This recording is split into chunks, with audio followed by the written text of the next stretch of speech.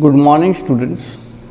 Today we are going to study another topic, that is transcription, in the chapter Molecular Basis of Inheritance, the same chapter. We will be discussing what transcription is in detail, and then we will be also discussing about transcription unit. Okay. The process in which the genetic information is copied, process of copying the genetic information from RNA from DNA into RNA is called as transcription. The process of copying genetic information from DNA, from one strand of DNA into RNA is called as transcription. तो इसमें क्या होता है, DNA में जो coded information होती है उस इंफॉर्मेशन को, जेनेटिक इंफॉर्मेशन को ट्रांसफर करना इन फॉर्म ऑफ आरएनए, इस प्रोसेस को, इस प्रक्रिया को हम ट्रांसक्रिप्शन कहते हैं. Okay. Now as we have already discussed in our previous lecture that during the replication of the DNA, both of the DNA strands act as a template for the synthesis of two new DNA strands. कहने का मतलब ये है हिंदी में, पिछली बार हम लोगों ने ऐसा देखा था पिछले लेक्चर में, जहाँ पे दो DNA स्ट्रैंड दोनों ही टेम्पलेट की तरह काम कर रहे थे, टेम्पलेट की तरह उनका काम था, and they were, both of them were responsible for formation of two new strand.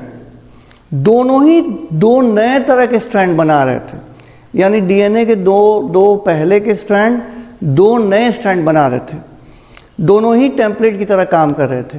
लेकिन ट्रांसक्रिप्शन में ऐसा नहीं होता. ट्रांसक्रिप्शन में से डीएनए के दो स्ट्रैंड में से सिर्फ एक ही स्ट्रैंड आरएनए में कन्वर्ट होता है. ऐसा क्यों होता है कि डीएनए के रेप्लिकेशन के समय उसके दोनों ही डीएनए स्ट्रैंड जो हैं वो टेम्पलेट की तरह काम करते हैं. They act as a template for the formation of two new strands, but similar thing do not occur in case of while in the formation of RNA. जब डीएनए रेप्लिकेशन करके नए डीएनए स्ट्रैंड बनाता है तो दोनों ही template strand जो DNA में प्रेजेंट हैं वो टेम्पलेट की तरह काम करते हैं और उससे दो और नए डीएनए स्ट्रैंड बनते हैं. रेप्लिकेशन में ऐसा होता है, लेकिन ट्रांसक्रिप्शन में ऐसा नहीं होता. ऐसा क्यों है कि ट्रांसक्रिप्शन में डीएनए के दो स्ट्रैंड में से कोई एक ही स्ट्रैंड टेम्पलेट की तरह काम करता है और दूसरा टेम्पलेट की तरह काम नहीं करता? इसके बारे में हम लोग अभी डिस्कस करने वाले हैं. ओके. देखिए, डीएनए के ये दो स्ट्रैंड्स हैं, एक 5' एंड ऐसे और एक 3' एंड ऐसे.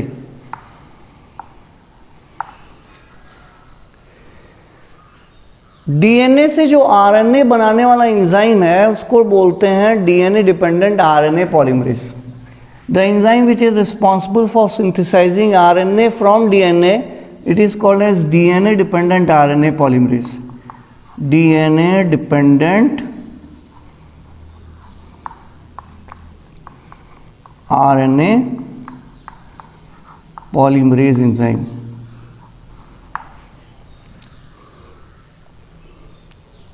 आप याद करिए, रेप्लिकेशन में डीएनए डिपेंडेंट डीएनए पॉलीमरेज था. यहां क्या है? डीएनए डिपेंडेंट आरएनए पॉलीमरेज है. एंजाइम का नाम बदल गया है, ये दूसरे तरह का एंजाइम है. Okay. But even DNA dependent RNA polymerase, the polymerization is 5' to 3'. Same, यानी कि डीएनए पॉलीमरेज का भी जो पॉलीमराइजेशन का डायरेक्शन था 5 to 3 था. आरएनए पॉलीमरेज का भी जो एंजाइम है उसका भी जो पॉलीमराइजेशन का डायरेक्शन है वो 5 to 3 ही है. इसमें दोनों ही सेम है. ओके, नाउ हमने आपसे क्वेश्चन किया था क्यों दोनों डीएनए के स्ट्रैंड जो हैं वो दोनों ही आरएनए के नए स्ट्रैंड क्यों नहीं बनाते, क्यों उनमें से एक ही बनाता है दूसरा नहीं बनाता। तो उसका रीजन हम लोग अभी देखेंगे। मान लेते हैं हम कि दोनों ही डीएनए के स्ट्रैंड जो हैं दो आरएनए बनाते। आप जानते हो दोनों डीएनए आपस में एक दूसरे के लिए क्या है, कॉम्प्लीमेंट्री है।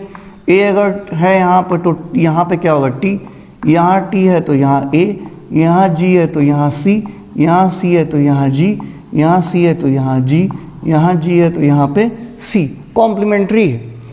अगर मान लीजिए कि दो आरएनए बनते हैं, सपोज इधर भी इसने एक आरएनए बनाया और इसने भी एक आरएनए का स्ट्रैंड बनाया, तो ये आरएनए का स्ट्रैंड क्या बनाएगा। रिमेंबर आरएनए में थायमीन की जगह यूरेसिल होता है, तो टी की जगह यहाँ पे क्या बनेगा ए, ये आरएनए बना है, मान लीजिए ये दोनों आरएनए हैं, टी की जगह यहाँ आएगा ए, ये भी आरएनए है और ये भी आरएनए, ये भी आरएनए है और ये भी आरएनए। टी की जगह ए की जगह टी नहीं आएगा, यहाँ यू आएगा, सी की जगह जी, जी की जगह सी, सी जी, ऐसा आरएनए बन गया। एक दूसरा आरएनए बनेगा, ए की जगह यहाँ क्या आएगा, टी नहीं आएगा, यू आएगा, ये क्या आ जाएगा ए, ये क्या आ जाएगा सी, जी जी सी। आप देख रहे हैं ये दोनों एक दूसरे के कॉम्प्लीमेंट्री हैं, जो दो आरएनए बने एक दूसरे के कॉम्प्लीमेंट्री। और हम आपको बता दें आरएनए बनने के बाद एक दूसरा प्रोसेस होता है जिसको हम बोलते हैं translation. That means RNA is responsible for formation of proteins, polypeptides. तो डीएनए का सिर्फ एक स्ट्रेच, क्योंकि आरएनए के जो आप देख रहे हो बेस कॉम्पोजिशन डिफरेंट है, न्यूक्लियोटाइड्स डिफरेंट है, तो नेचुरली दो अलग अलग तरह का प्रोटीन बनेगा। Same stretch of DNA responsible for formation of two different kind of protein. Genetic information, ये जो डीएनए होता है they act as a genes, या ये भी आप कह सकते हैं they act as a source of genetic information. Source of genetic information, एक ही स्ट्रेच का डीएनए दो अलग अलग इंफॉर्मेशन दे तो genetic machinery will become confuse. यानी कि सिर्फ एक स्ट्रेच का डीएनए दो अलग अलग प्रोटीन बनाएगा तो जेनेटिक मशीनरी कंफ्यूज हो जाएगी, ठीक से फंक्शन नहीं कर पाएगी। तो ये एक वजह है क्यों दोनों डीएनए स्ट्रैंड में से सिर्फ एक ही डीएनए स्ट्रैंड आरएनए बनाता है। अब हम आपको दूसरी वजह बताने जा रहे हैं। The second reason is just observe the sequence of these nucleotides, this RNA and this RNA. यहां ए है तो यहां यू है, यहां यू है तो यहां ए है, यहां जी है तो यहां सी, यहां सी है तो यहां जी, यहां सी है तो यहां जी, यहां जी है तो यहां सी। आप देखिए यहां पे कॉम्प्लीमेंट्री रूल है, ए के जगह पे यू है, यहां पे आप देखो यहां पे, और सी की जगह जी है, कॉम्प्लीमेंट्री है। दो आरएनए अगर आपस में कॉम्प्लीमेंट्री होंगे आपस में बाइंड कर जाएंगे, और अगर आपस में बाइंड कर जाएंगे हाइड्रोजन बॉन्ड बना लेंगे, they will not remain free for the process of translation. ये पॉसिबल हो सकता है कि दोनों आपस में हाइब्रिडाइज कर जाएं और जो ट्रांसलेशन का प्रोसेस है, फॉर्मेशन ऑफ पॉलीपेप्टाइड, वो हो ही ना पाए।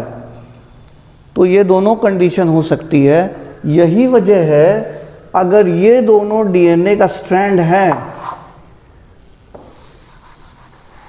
अगर ये दोनों डीएनए का स्ट्रैंड है,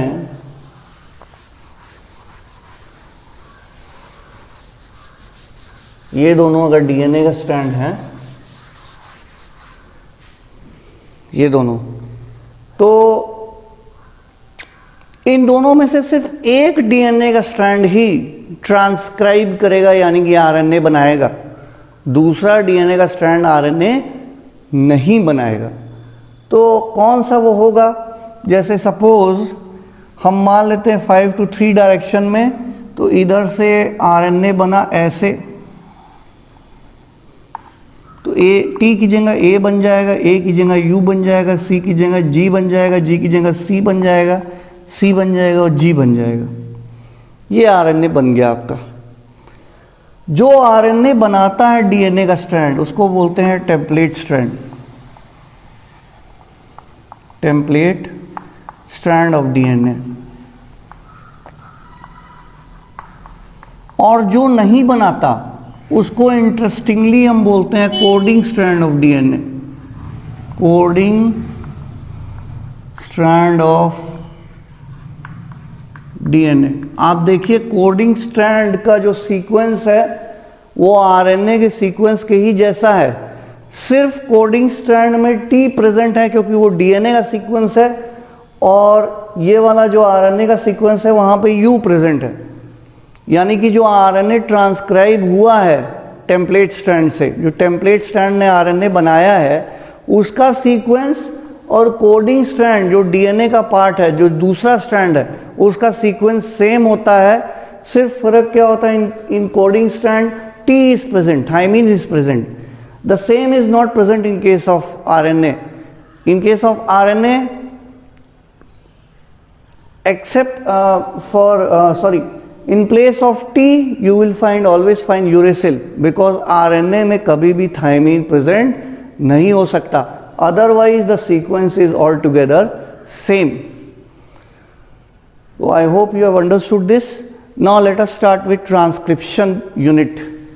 ट्रांसक्रिप्शन यूनिट के बाद जो नेक्स्ट टॉपिक है ट्रांसक्रिप्शन यूनिट एंड जीन, वो हम अगले टॉपिक में बताएंगे, क्योंकि I don't want the lecture to be too long as such. You will be not comfortable with very long lecture, and that is the reason transcription unit and gene हम अगले lecture में पढ़ाएंगे. लेकिन हाँ, अभी I will be discussing about transcription unit. Transcription unit, इसको बताने से पहले हम आपको एक बात बता दें. डीएनए का जो डीएनए का टेम्पलेट डीएनए का जो स्ट्रैंड होता है जिससे कि आरएनए बनता है, वो सारा का सारा ही आरएनए में कन्वर्ट नहीं हो जाता. कुछ पार्ट आरएनए में कन्वर्ट होता है और कुछ पार्ट आरएनए में कन्वर्ट नहीं होता. तो ट्रांसक्रिप्शन यूनिट के बारे में हम लोग अभी डिस्कस करने वाले हैं. देखिए, ट्रांसक्रिप्शन यूनिट के 3 पार्ट्स होते हैं. First part is called as promoter, और ये डीएनए का ही पार्ट है. ट्रांसक्रिप्शन यूनिट एक्चुअली डीएनए का ही पार्ट होता है. फर्दर उसके 3 पार्ट्स प्रेजेंट होते हैं, 3 रीजन्स प्रेजेंट होते हैं डीएनए में.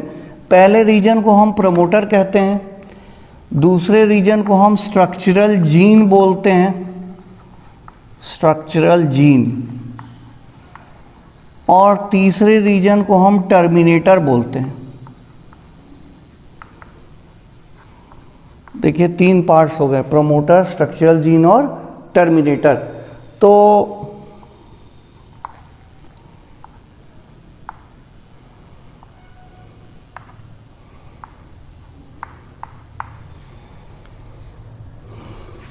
ये आप देख रहे हैं, ये प्रमोटर हो गया, स्ट्रक्चरल जीन हो गया, टर्मिनेटर हो गया. एक तरफ प्रमोटर होगा, दूसरी तरफ स्ट्रक्चरल जीन होगा, तीसरी तरफ क्या होगा, टर्मिनेटर होगा. तो 3 पार्ट्स हो गए यहां पे. ओके, इसको थोड़ा सा रब कर दें.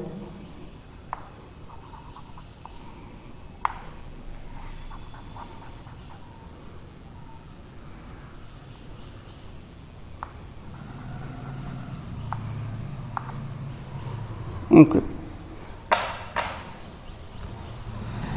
तो ये प्रमोटर रीजन हो गया, ये स्ट्रक्चरल जीन हो गया, और ये हो गया आपका टर्मिनेटर.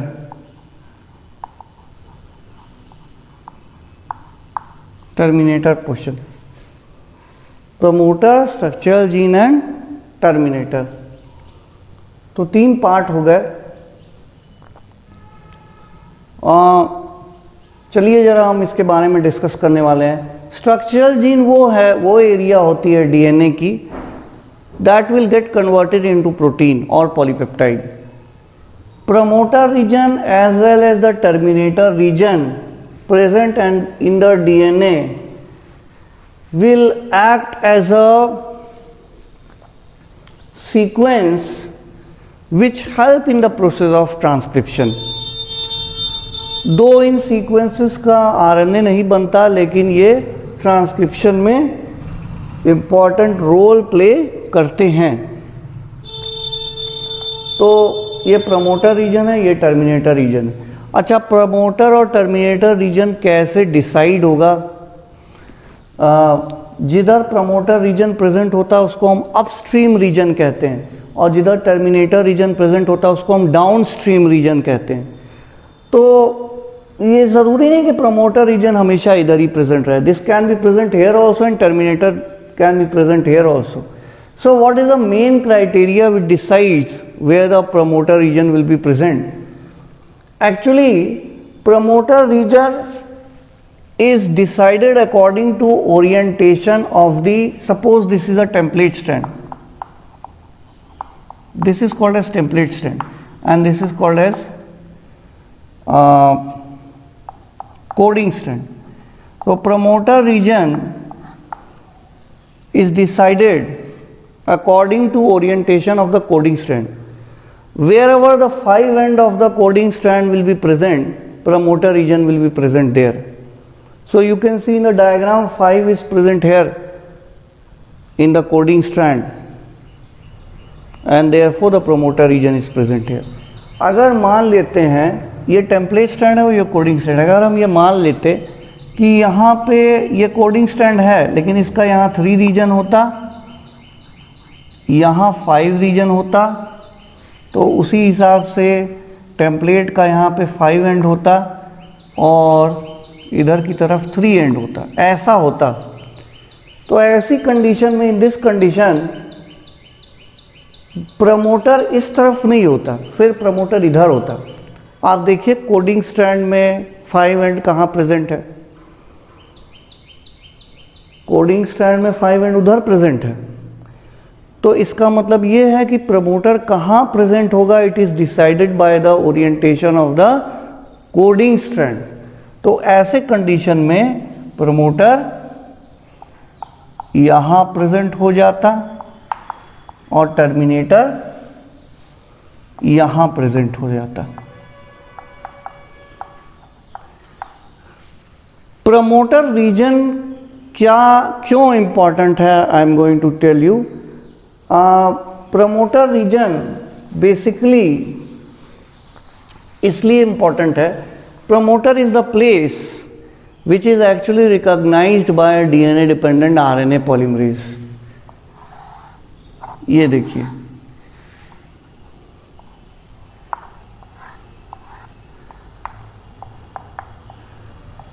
यहां पे कोडिंग स्ट्रैंड है और इसका 5 एंड यहां है, इसलिए प्रमोटर इधर होगा। इसका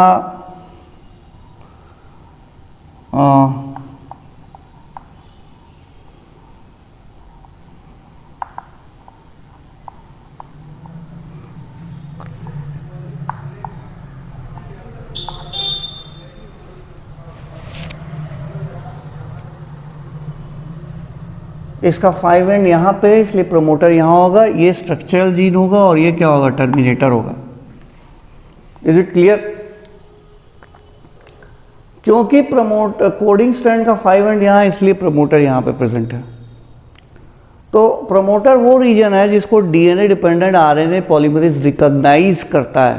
पहले ये पता लगाता है डीएनए डिपेंडेंट आरएनए पॉलीमरेज किसी भी ट्रांसक्रिप्शन यूनिट में where is actually the promoter situated, and when it finds out where the promoter is situated, after some time it will start transcription process। So this is actually transcription start site. Transcription start site. तो promoter का सबसे important function हो गया, it has certain conserved sequences which help DNA dependent RNA polymerase to find the start site and start the process of, or you can say initiate the process of transcription. Transcription process को initiate करने में important role play करता है. Okay, जो terminator reason है, आप देख रहे हो एक तरफ टर्मिनेटर रीजन सिचुएटेड है. टर्मिनेटर रीजन वो रीजन है जो ट्रांसक्रिप्शन को स्टॉप कराता है.